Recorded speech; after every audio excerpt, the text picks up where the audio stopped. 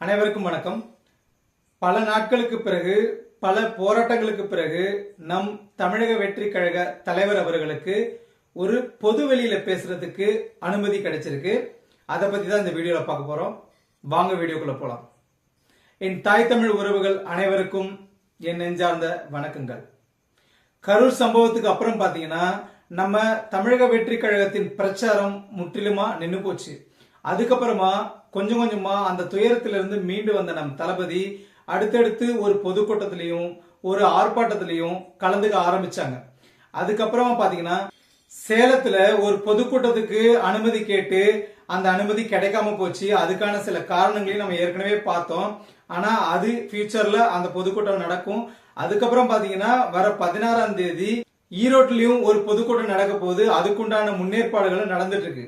இதை தொடர்ந்து பாத்தீங்கன்னா நாளைக்கு பாண்டிச்சேரியில, அதாவது புதுச்சேரி மாநிலத்துல நாளைக்கு காலைல 10:30 மணிக்கு நம் தமிழக வெற்றி கழகத்தின் சார்பில் ஒரு பொதுக்கூட்டம் நடைபெற போகுது. அதாவது நம் தளபதி தலைவர் விஜய் அவர்களோட தலைமையில இந்த பொதுக்கூட்டம் நடைபெற போகுது. இந்த பொதுக்கூட்டத்துக்கான கண்டிஷன்ஸ் என்னன்றத பார்க்கலாம். இந்த பொதுக்கூட்டத்துக்காக காவல்துறை தரப்புல இருந்து சில கண்டிஷன்கள் போடப்பட்டிருக்கு. அதற்காக நம் தலைவர் தளபதி அவர்களும் ஒரு அறிக்கையை வெளியிட்டிருக்கிறாங்க. அந்த அறிக்கையில என்னென்ன சொல்லியிருக்கிறாங்க அப்படின்றத பார்க்கலாம். அதாவது நாளை 9/12/2025 செவ்வாய்க்கிழமை புதுச்சேரி உப்பளத்தில் காலை 10 மணிக்கு தமிழக வெற்றி கழக தலைவர் அவர்கள் புதுச்சேரி மாநில மக்கள் சந்திப்பு நிகழ்ச்சி நடைபெற உள்ளது. அதாவது இதுல என்னென்ன பாயிண்ட் சொல்லியிருக்கிறாங்க அப்படின்றத நான் ஒரு ஷார்ட்டா சொல்றேன் பாருங்க. நாளைக்கு செவ்வாய்க்கிழமை அதுமா காலைல 10:30 மணிக்கு புதுச்சேரியில தமிழக வெற்றி கழக தலைவர் அவர்கள் சார்பில் மக்கள் சந்திப்பு நிகழ்ச்சி நடக்க போகுது. இந்த மக்கள் சந்திப்பு நிகழ்ச்சிக்கு 5000 பேருக்கு மட்டுமே தான் அனுமதி வழங்கப்பட்டிருக்கு. அந்த 5000 பேருக்கு கூட QR கோடு மூலமா ஒரு என்ட்ரி பாஸ் கொடுத்திருக்கிறாங்க. அவங்களுக்கு மட்டும்தான் அனுமதி.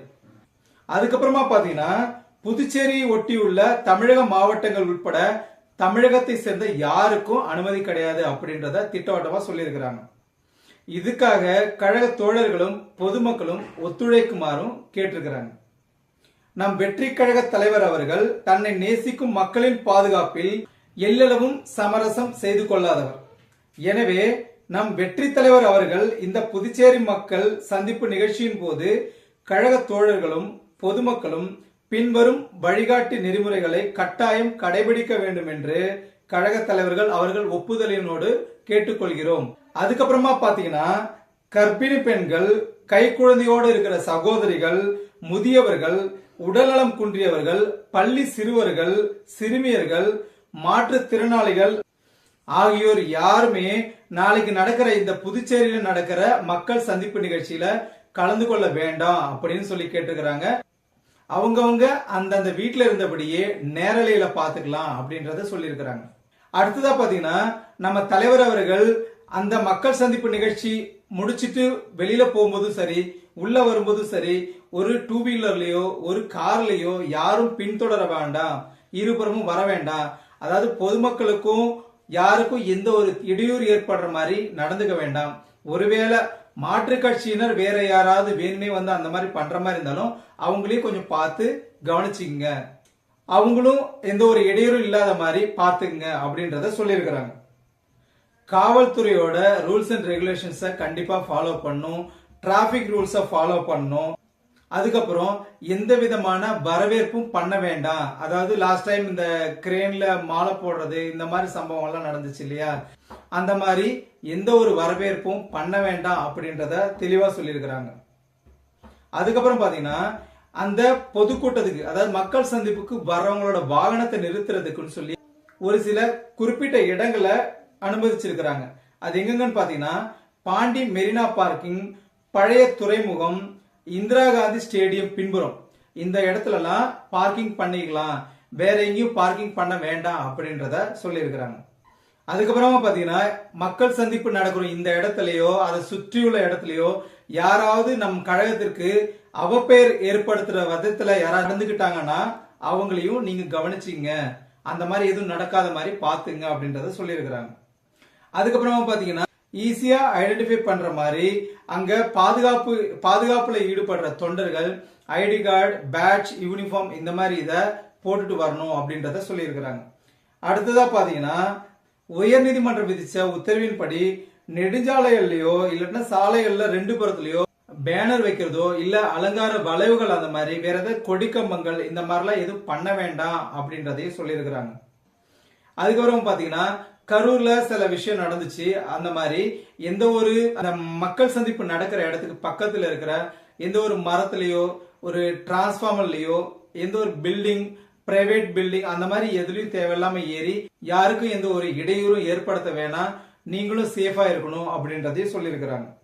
அதுக்கப்புறமா பாத்தீங்கன்னா மக்கள் சந்திப்பு நடக்கிற இந்த இடத்துல எந்த ஒரு ஆம்புலன்ஸ் வந்தாலோ எந்த ஒரு பொதுமக்களுக்கோ எந்த ஒரு வாகன ஓட்டிகளுக்கோ ஸ்கூலுக்கு போற வர பசங்களுக்கோ யாருக்கும் எந்த ஒரு பிரச்சனையும் இல்லாம கவனமா இருக்கணும் அப்படின்றத சொல்லியிருக்கிறாங்க.